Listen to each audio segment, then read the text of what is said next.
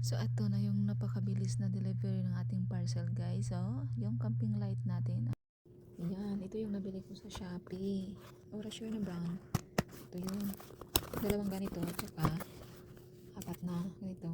Dalawang kulay lang siya. Merong kaki at tsaka green. So, ito na lang i-try natin. This one.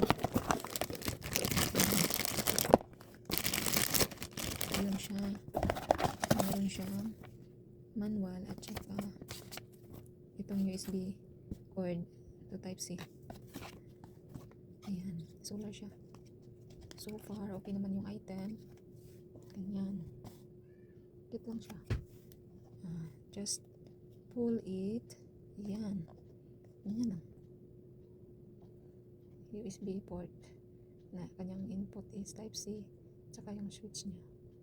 So para ma-test natin siya kung gaano kalakas, hindi lang natin parin mo kung hindi siya umilaw. Ayan. Ito yung parang flashlight lang. Tsura ng iniilawan niya. Diba? Ang lakas kaya. Ito yung kaki.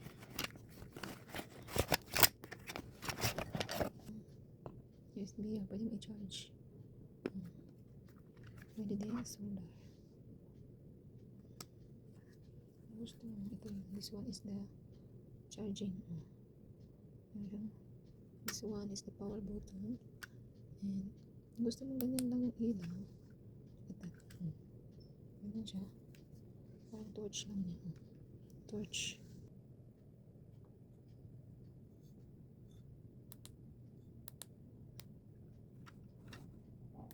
Pero pwede din i-open mo yan. Ganyan parang ceiling. Like dinog niya. Same din meron parang yellowish. Yellowish like that. Paniwala niya.